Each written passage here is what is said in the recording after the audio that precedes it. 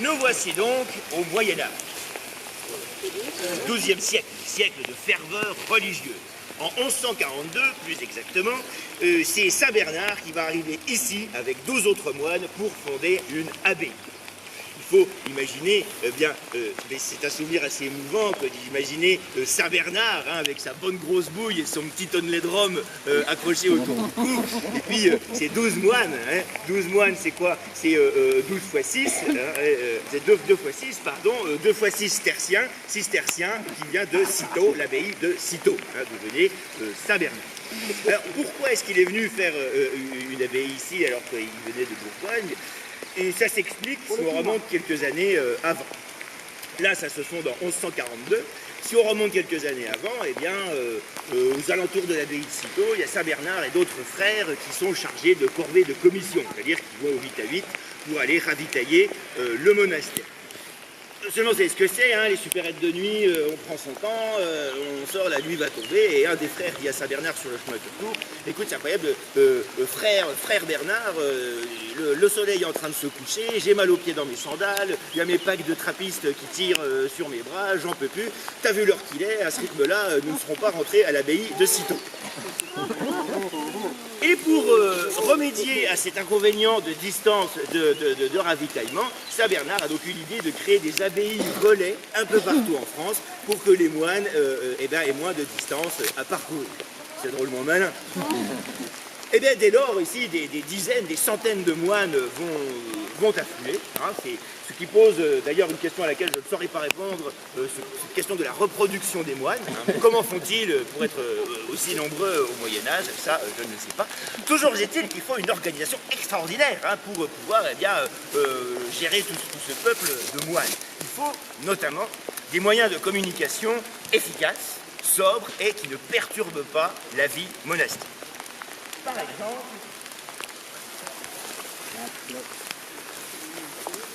on invente quoi?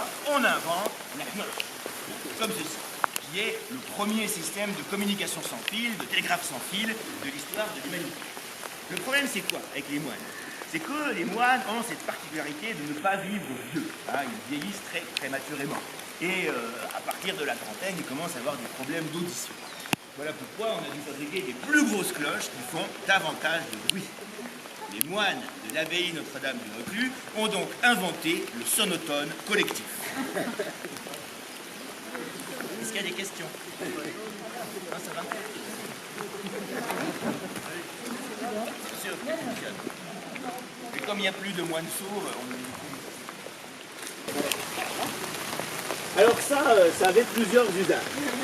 Le premier, c'était celui d'un blaireau, d'une brosse à barbe, un savon à barbe géant, qui permettait au père abbé de mettre de la mousse à raser en grande quantité pour pouvoir faire la tonsure de toute la collectivité de moines en une seule fois. C'était également un tampon qui permettait de marquer les moines sur leur tonsure, pour ne pas les confondre. C'est un peu l'équivalent d'un tatouage, pour dire ouais, moi je suis de Notre-Dame du Reclus, mais ça, et ne peut pas les confondre avec par exemple le gang de l'abbaye de Vauclair, par exemple, qui est en fait le verlan de Clairvaux. Et Vauclair, c'était voilà, il ne fallait pas se confondre avec eux, sinon ça faisait des étincelles sacrées. Et puis, alors on pouvait également boucher du champagne, des grosses bouteilles en pierre.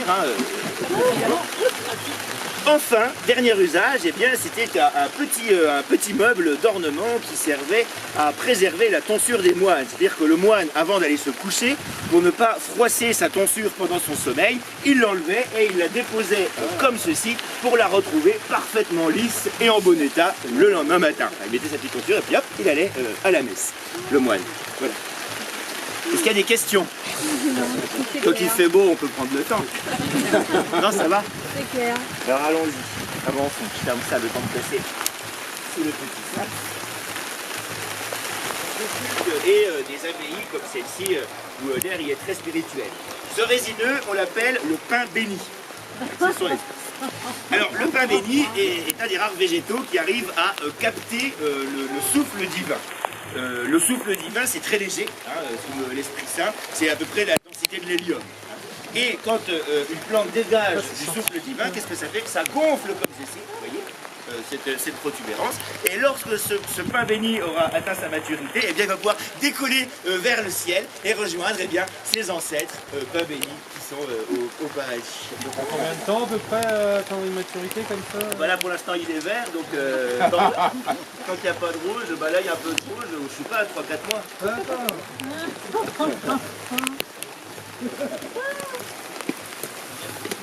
Cloîtré, tout ça, et bien les moines savaient s'amuser, notamment en confectionnant ceci avec des petits haies. Voici un labyrinthe végétal pour claustrophobes. Et alors ça c'est une pièce remarquable également. On peut se demander, mais comment est-ce que, déjà au Moyen-Âge, on était capable de bâtir des constructions aussi énormes, aussi gigantesques, avec quels moyens? Bon, ben on a ici une partie de la réponse. Nous avons ici une source à pierre calcaire. C'est-à-dire qu'elle est directement construite au-dessus d'un puits qui va creuser dans les sous-sols de la Marne et qui remonte, vous voyez, la pierre calcaire qui coule ici. C'est donc un matériau très abondant, naturel, qu'il suffit de récolter pour ensuite construire des grosses maisons avec. Le problème, c'est qu'à la fin du Moyen-Âge, il y a eu une grosse sécheresse. Il n'y avait plus assez d'eau, ni pour boire, ni pour bénir les moines. Comment faisaient les pères abbés? Eh bien, ils prenaient de la pierre calcaire, des cailloux en calcaire, et ils les balançaient à grands coups de goupillon dans la tronche des moines pendant l'office religieux. Les moines ont été décimés vers la fin du Moyen-Âge, les effectifs ont beaucoup diminué, et l'abbaye s'est retrouvée prise. Un malheur n'arrivant jamais seul, je vous invite à me suivre en 1567. Qu'est-ce qui s'est passé en 1567?